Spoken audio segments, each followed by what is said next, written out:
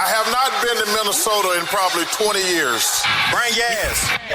Welcome to Flagrant Howls, a Minnesota Timberwolves lifestyle podcast. Oh, we get a Game 7, Sports Dad. Game 7 on Sunday. Just to check, did you get the voicers I sent you yesterday? The latest Timberwolves news. Yes. I did. I have not. Admittedly, I have not opened the file yet. Okay, I just want in on the action of saying latest Timberwolves news, and the howl reminded me of that. Love. I'm just looking at the files. Love Wolves news. Yep. You got some Twins ones in here. I gave you some Twins ones as well. Twins selling. Okay. Yep. And then Phil on Wolves news. I'm excited to open these a little bit later. So I gave you a little bit of, a little extra here to go with the howl.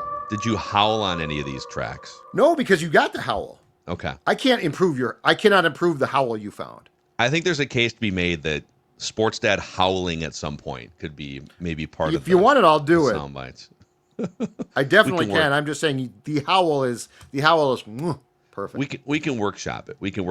So I think this is only the fifth, and we're going to get to a bag of Feedback Friday stuff here on Flagrant Howls, starting with some Jaden McDaniels stuff here. But I think this is only maybe the fifth. Did I see the fifth Game 7 in NBA Finals recent history, going back to the year 2000? Right. The year 2000. Yep. So we had some bad finals back then. Ugh.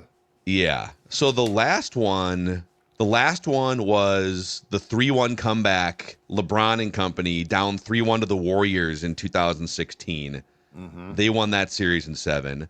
Then you had the legendary 2013, the legendary Ray Allen corner 3 in Game 6, send the Heat Spurs to a Game 7.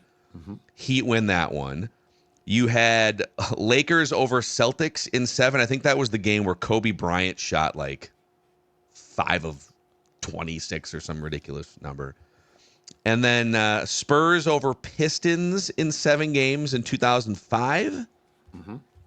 And then you got to go back to Rockets over Knicks in 1994. So it's very rare that we get a Game 7. And I know it's not the sexiest NBA Finals, Pacers, it's a couple small markets, Thunder. But I think a lot of people are going to tune in for a Game 7 on Sunday night. And it's been a crazy, fun, up and down series. So many twists and turns. OKC is a really, really adept at clunkers. Like the game here. Yeah. What they lose here by 42? Last night, they were never in that game. I fully expect them, by the way, to come back and win at home on Sunday night. In maybe a classic blowout fashion. I don't know if it'd be a blowout. I think it could be relatively close, but I'm just saying, when the Wolves drilled them here, I think we were all like, whoa, what's going to happen in the net? I think that was Game 3. What's going to happen in Game 4 at Target Center? And so, nope, they came back just fine. So they have the gift of a very short memory of being awful. Yeah, they do. There's a apparently a very wide variance of what can happen in an Oklahoma City Thunder game. They could either get, like you said, drubbed by 40, or last night they were down by 22 at halftime. Yep. Halliburton is kind of limping around, but he was a plus 25 in 23 minutes. So my favorite tweet off last night's game was from our guy Jake Painting, Howls and Growls, who does great film breakdowns of Wolves games on YouTube. If you haven't checked those out, you should.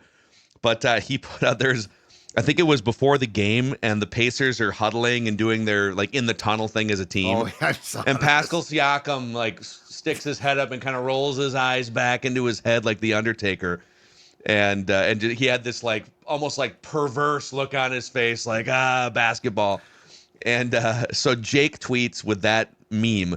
This is like Jaden McDaniels playing the 4 and setting ball screens and hanging out in the dunker spot, with spacing around him, catching lobs, playing off ball defensively, inject it.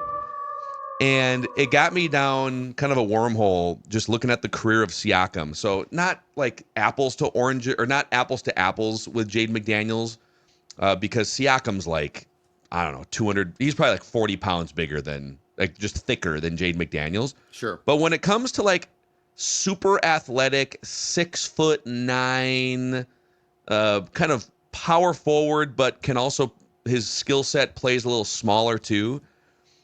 They're very, it's an interesting comp. Siakam didn't break out offensively in Toronto until his age 25 season. And Jaden McDaniels is now, you saw some flashes of breakout age 24, but he's now entering his age 25 season. And I know we've done a lot of Kevin Durant stuff this week on Flagrant Howls, and who knows what the hell else Tim Conley has cooking up behind the scenes for the next few days. But I feel like, I don't know if it's the number one priority, but I feel like on the short list of things the Wolves and Tim Connolly and Chris Finch should be looking at to make this team better in 2025-26, whether there's a big trade or some small tweaks, making room for Jaden McDaniels to explode offensively more often next year. And maybe that's playing him more at the 4. When Julius Randle was out, you saw that for a month. It's like, okay, he's playing up more as a big man, setting screens in the dunker spot, getting those mid-range spots rather than just sitting in the corner. I just feel like don't let that get lost in the shuffle of Durant and De'Aaron Fox and all these things. Like, make room for Jaden McDaniels to be used more and do more on offense. 100%, especially with his contract now. Like, it's incumbent on you to get more from him. He needs to do more himself, but you have seen that when you provide him the opportunity to be that guy, he can be. So, yes, I would say there's an interesting checklist if this team does not make major trades. Like, they get a guy that can score and handle the ball, but, like, they don't make huge deals. There's an interesting checklist of things that sort of Conley and Finch, I think, need to sit down and have a heart-to-heart about that they can trigger. Like, so these are things that they can make happen. That's number one, because, again, we saw it. And by the way, you have to find a way, because that Jaden is a really good player. He is a very impactful guy. The Jaden that sits out there and spots up and shoots threes, who, by the way, is not great at shooting threes, is not worth his salary. But there's a guy to unlock who is. The other one, Terrence Shannon Jr., right? Like, that's another one. Him playing next season is not negotiable. Like, you need to have him in a rotation. He has to play X amount, and unless he craps out and is terrible, which I don't expect, he has to play. So, yeah, I would put Jaden atop my internal, we need to make this happen. And by the way, we've seen it before, so it's not asking him to take a step that he has never been asked to take. I think it is imperative with what he's paid and also the difference that he can make. Yeah, and what you just said, we've seen it before. We saw it the entire month of February when Julius Randle was out.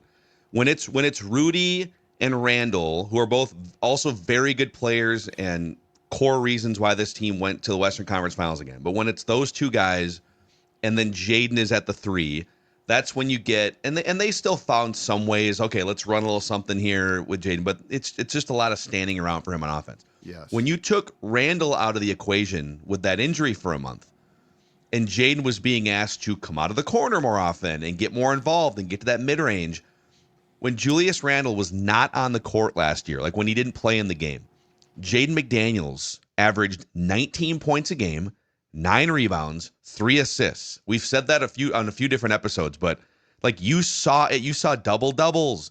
You saw a highly efficient multi-level scorer. It's not that he shouldn't shoot threes too, by the way. He's kind of a streaky 3-point shooter, and it all settles into be kind of like a league. Correct. Wait to shoot threes. It shouldn't be like his offensive game. It should be woven in. Forget the stats. Do the eye test. Think about the games when Julius was out and Jaden was basically the shackles were taken off. Just from the eye test, you're like, whoa, this is impactful stuff. Well, like if you didn't tell me the stats and you just said, think back to the time that he got to play without Julius, and now think about the times after Julius came back, and to your point, Julius played really well, so this is not an indictment of him, but the eye test told you everything. Yeah, it did. I mean, he was getting to spots, middle of the floor. He was just, and also like oftentimes he gets lost in the shuffle where you're trying to pay attention defensively to Anthony Edwards. You're trying to make sure that you don't leave Naz Reid over here wide open in the corner, and Jaden just gets to kind of roam in this open space in the mid-range game. And so, yeah, KD rumors, and that might come to a head this weekend, whatever the plan B, plan C is. But within all of that, I just think it's it's really important that you carve out space for him to take an age 25 leap. I will give you one more stat just for fun. So Jaden McDaniels on field goal attempts inside 16 feet shot almost 60% from the field. 16 feet and in. So so like that mid-range into he was the best rim converter on the team. Gobert might have been a little bit. Gobert is mostly just, cleaning up dunks with his 7-foot frame. So just don't lose sight of what Jaden McDaniels did in that month when Julius Randle was out with the groin injury, whatever it was. So how accurate is the statement I'm about to make? It feels like 5 years ago, Jaden is still good, but it feels like what he does now has become back into being more vogue, if that makes sense. Like, I feel like now you're seeing a lot more players and teams put a premium on Jaden's skill set in particular when he's doing the things that you are talking about him being allowed to do. Yeah, well, I think mid-range is coming back around. You're seeing the importance, whether it's with the superstar players like SGA or kind of the secondary star players like we brought up Pascal Siakam. He's a 6'9", big athletic dude who can dribble up and down the floor. Not a lights out 3-point shooter, but he'll knock down a 3 if you're not paying attention. Sure. He'll shoot 4 or 5 of those a game. And he feasts in the paint, getting to his spots.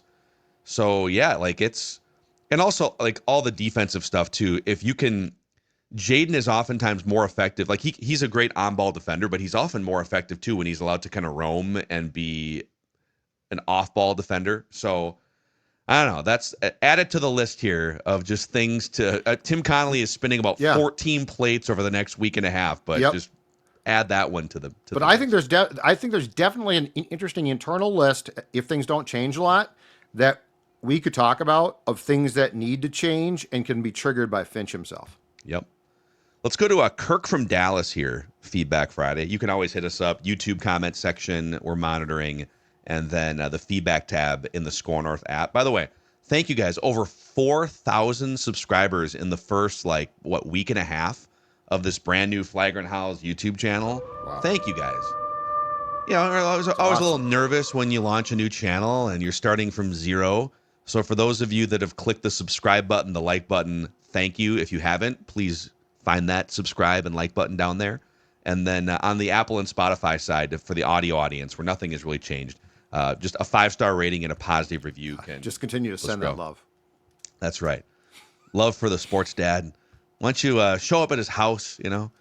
Send him some love? No? No. You can email me, jzoliga@hbi.com. That's about as far as I'd like to go. Or tweet me. That's fine, too. Say hi in the grocery store. Kirk from Dallas says, my current favorite Timberwolves thing is that we haven't heard jack from Anthony Edwards since the season ended. He said nobody would work harder than him this summer, so I love that he seems to just be working out of sight from everything. I think I wouldn't expect to hear from him, but yeah. What do you make? There was a report I think 2 days ago that he is not actively recruiting his guy Kevin Durant. What do you think of that? It doesn't surprise me because Anthony, I do believe that he grew up loving Durant. I do believe that he looks up to Durant. But, I think he's his own dude. Like, he praises a lot of guys. It goes back to the old thing. Well, they can't trade Towns because Anthony loves him. And then they trade Towns and he's disappointed a little bit. And then guess what? He moves on. So, unless he was asked to by Tim Conley, I don't think that he doesn't strike me as the type of guy who would recruit guys. Like, I think he talks to them, but do I think like he actively goes full back in the day, Bosh, LeBron, and Wade? No, I don't. So I'm not surprised. I'm also not disappointed. And I also think that Ant, and I like this about him, thinks, you know what? Durant would be great, but I can win without him. His cockiness and confidence, I actually appreciate. Yeah, I think you nailed it. There's definitely an ego and a pride factor that would prevent him from reaching out with the reek of desperation. Like, we need you. I think if the Wolves made the trade and Kevin Durant was a Timberwolf on Monday, but not officially until the league year in July. I think Ant would love it. But in his mind, he loves Nas and Jaden and Terrence Shannon Jr. Right. And he's grown to love Gobert over the last 3 years. And if he were to actively recruit Kevin Durant, it would, like I said, it would show some desperation from an ego standpoint. But it would also mean that you're actively pining for one of your teammates and friends to be booted from the team. Right. And it might be the right move from a roster building standpoint to trade a couple of those teammates and friends for somebody outside the organization. But part of what makes Ant such a great leader at such a young age is that he wraps his arms around the current collection of guys, and he looks to pump their tires and celebrate them and make them better and even get into them when they deserve some criticism. So, yeah, it would almost run antithetical, no pun intended, to who he's been as a player, competitor, and a leader the first 5 years of his career if he were to go actively recruit Kevin Durant. Right. And you know what? If KD has said, I don't want to play there, I don't think Ant would give thought to thinking, oh, I can convince him of that. I think Ant is more of a, well, then screw you guy. Yeah. Yeah. And I don't know that I fully believe. I think there's a lot of subterfuge and maybe some misinformation. Do I think all things equal, Durant would rather play in Texas or Florida where there's no state income tax, where the weather's warmer, like if he has a chance to compete for a title, like still make $54.5 million, like sure. But if he were to wind up getting traded to the Timberwolves, do I think he would be irate and despondent and be a malcontent? I think what he would also find is this fan base. I mean, my God, this fan base is giving Terrence Shannon Jr. a standing ovation after like a good rotation in the first round of the playoffs.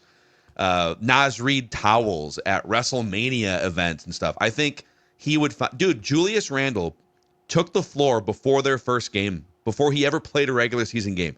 Took the floor, went on the microphone at Target Center and did the, welcome to the season thing. And people gave Julius Randle a standing ovation before they knew him. Yeah. I think this fan base, what KD would find if this trade happens, is this fan base, until given a reason not to, would unconditionally wrap their arms around him and make him feel maybe the best he's felt inside of a home arena since Oklahoma City. But the one thing is he would need to come here and make it clear that he wants to be here. Like that's the one it's thing. It's got to be reciprocated. If you're going to come here and pout, people are going to, but I remain much more curious about what the potential return is. Like, that's my thing. What's the return here? Because there's certain guys that we're talking about, and I'm like, okay, that's fine. But there is a young core that we're delving into a bit here that I don't know. I want to punt for a guy that might play here a year, and it's going to be 37, if I'm correct on this, in September. Yeah. Yep. No, it's there was it Shams last night, I think, on the NBA Countdown panel, essentially said the Heat, the Timberwolves, and was it the Spurs? Maybe the Rockets are still involved. I can't remember. Definitely Wolves, and you didn't miss a whole lot. There's good information from Shams, but it was definitely Heat, Timberwolves, and one of the two Texas teams, maybe both. But that there's 3 or 4 deals essentially on the table, and any one of those teams, Shams is very clearly being like floated this stuff by the Suns, who are trying to drive value. Right. But that any of those teams could make a little bit of a heightened offer and win the sweepstakes here. But that goes back to your point. It's like, okay, there has to be a line for a 37-year-old. He's incredible offensively still. And there's some defensive metrics that show you that, all right, he can, with his length and athletic ability still, he can play some defense still, block some shots. But there's got to be a line. Like, you should not. Because there will be, by the way, like, if you can kind of run it back to, there will be opportunities next summer. Like, or before the trade deadline. Oh, yeah. Every year there's a new cycle of circumstances that change, superstars that become available, guys that are much younger than 37 years old. Well, and if you get him, he has to be all in, because you are then clearly for 2025-26 chasing a ring. Like, it's not it's going to be fun and then a couple, right? Like, this is we are all in to get a ring to get past the Western Conference Finals. So it's an interesting discussion. But as I wrote on the Zolgad Substack too yesterday, I do wonder. The reporter, the sports dad reporter in me wonders, is this subterfuge to something else for Tim Conley? Yeah, because it's the first time It's beautiful it's for ever him. been this frontal. Like every other move he's made has just come out of nowhere. Right.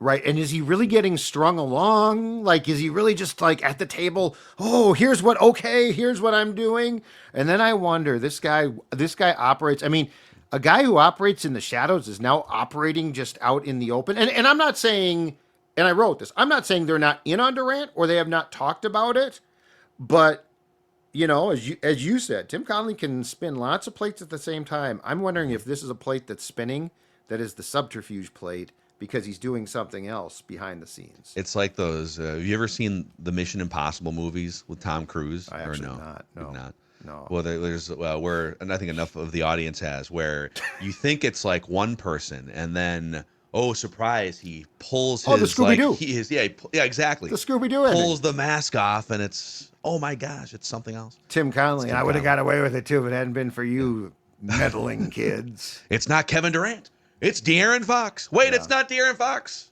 It's Giannis. Derek White. It's Giannis. It's Giannis. Nope, it's just running it back. Could be running it back too. True. Okay, Nathaniel Renteria sends one in here. I think this is from Twitter actually, and it's another thing to add to our to-do list for Alex Rodriguez and Mark Lowry, the new owners. I'm going to run this by you here in a second. I do want to remind the audience today is the first day of the annual ScorNorth online summer auctions. You can go to scornorth.com and enter the keyword auction. So every summer we put together a bunch of just great deals for you. For instance, golf simulator rentals, Gator Magnetics garage storage systems, a Compass cart and rack system, a 40-foot shipping container if you need a 40-foot shipping container, Wow. family getaway to Camp Dells, private golf lessons from Swing Lab. All of these things are up for auction right now. You can save up to 70% off retail prices, tens of thousands of dollars in items up for grabs at scornorth.com. Keyword auction. Auction starts today and runs through next week. So this is from Nathaniel Renteria, and he has an idea here for Mark and Alex. They wouldn't really be able to do this directly, but they could push for it. Heard on your show what the new Wolves owners should do or change. You missed a huge one. Push for expansion, which might happen like in the next year or two. Seattle, Las Vegas. And push for the Wolves to be moved to the Eastern Conference. This would give the Wolves more regional rivals and more games for opposing fans to travel to. I like that he didn't take it'd be the easier route to the I don't think the Wolves should be ducking Western Conference teams, but this logic, if they could make this happen. Now I think geographically, aren't Oklahoma City and Memphis technically slightly further east than, but in terms of like how you would logistically arrange travel and divisions, the Timberwolves in a division or just even like a region with Chicago, Milwaukee, Detroit, that aligns more with like the Vikings in the NFC North, Chicago, Milwaukee, Green Bay, and Detroit, and Major League Baseball, where you're in the same division with the Tigers and with the White Sox. So it would be such a change, but you don't really have those regional rights. It's hard to have a regional rivalry with the Bulls if they're in a totally different conference. Right. But if you're fighting the Bulls and the Bucks and you're playing them 4 times a year instead of 2, because you'd be in their conference, and you're fighting for, the 3rd seed in the Eastern Conference, I would love to see this happen. What about you? Oh, I agree completely. Completely. Now, the reason why I think that we didn't suggest it is like they can't get this done. It would need to be planted and then talked about and then to what you're saying, like Memphis and New Orleans and I think the Texas teams would stay put for sure. But the point is, it's not like a team could trigger this. They could discuss it, they could bring it up, but they can't get this done by themselves. But yes, I love this idea. And we've talked about this for like 2 years now too. A division with the Bucks, the Bulls, and the Wolves would be a lot of fun. And the fact that you're not in the same conference as the Bucks, just like, what? It's weird. Huh? Yeah. It's bizarre. Yeah, like the Wolves, they're literally in a division with Portland, Utah, Now, question off of that, though, because the one thing that I thought would probably be the counter of the league is would they say, okay, yeah, you are in a division that's not that exciting, but we don't even care about our divisions because we essentially just do the standings 1 through 8. But I do think where it becomes a discussion point, and this is outside of the purview of the Wolves, is expansion. Because if you're going to go to Vegas and Seattle, now you're going to force somebody, you got to send somebody. One team has to go. Yeah. So it either has to be Memphis, Oklahoma City, or the Timberwolves. I don't think the Spurs. New Orleans, right? Possibility? New Orleans, that's right. Yeah. No, I think the Texas team stay put. I don't think the Texas team would move. It's New Orleans, Memphis OKC would be the two. But and I think OKC would then. Yeah. No one thinks of Oklahoma as East. Yeah. You know? Nope. I think you're right. Memphis, the Grizzlies, the Pelicans, the Wolves. Those are the three, and you'd have to choose mathematically. You'd have to choose. But that will just trigger itself if and when that expansion takes place. That somebody's going to have to move. Yeah. And I'd jump at it.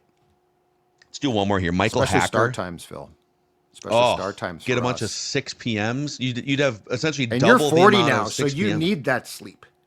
It's I like do. me. Like last night, I was like, I'm tired. What time did you go to bed last night? I got in bed to watch the game on my phone at halftime. It was pretty much over by that point. It was. But I mean, I was like, I told Dawn, the TV's yours. I'm tired. I'm going to go lay down. But I mean, I would welcome the 6:30 starts in the East. You know, the Bulls would start around 7.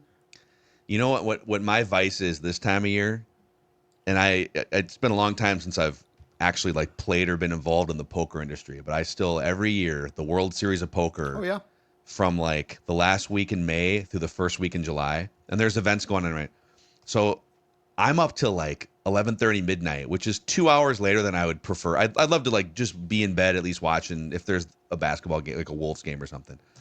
I'm up watching like Pot Limit Omaha, or I think it was a $25,000 no limit Omaha event. Like Phil Ivey was at the final table. Oh yeah. The Tiger Woods of poker. Yep. And I'm flipping back and forth between the NBA Finals and the Poker Go app. my degenerate ass. You gotta get some sleep, man.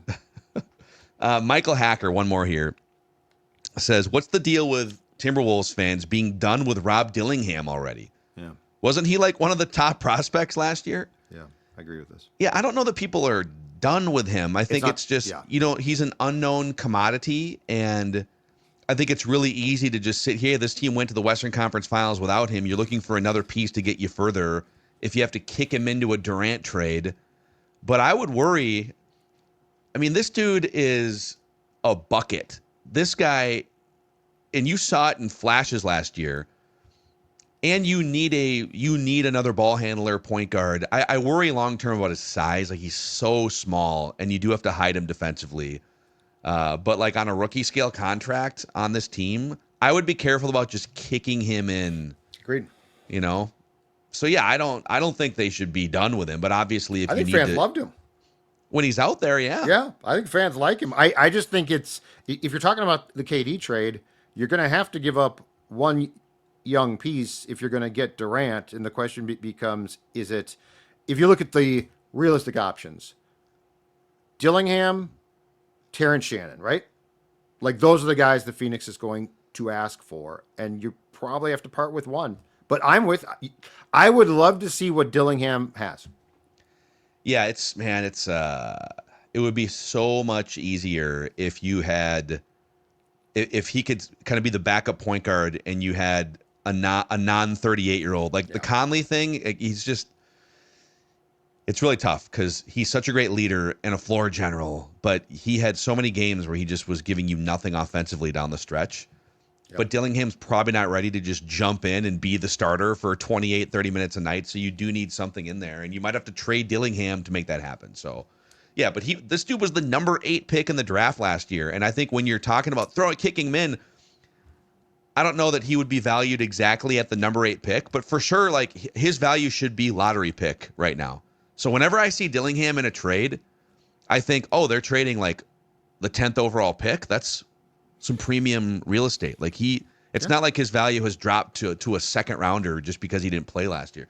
If he played and was terrible, oh man, look at this guy, or he was a headache off the court or something, I'd say, yeah, his value's probably dropped. I don't think you should operate from a standpoint of his value having dropped from a year ago. So. Agree completely. All right, he's the sports dad, Judd. I'm Phil, and this has been just a crazy week of Kevin Durant reporting. So we appreciate those of you who celebrate the reckless speculation lifestyle. We'll keep our eye out. We're on KD watch 2025 all weekend long too. Something breaks. Mm-hmm. You know, I may have a cocktail or two in me, enjoying the 95-degree weather. Sound the howl. That's right. If something breaks, I've got the howl in my house, the alarm, and if it goes off, I'm coming right here. It's like a bat signal. The sports dad in wolf form. All right, appreciate you guys. This is a Timberwolves lifestyle podcast. See you next time.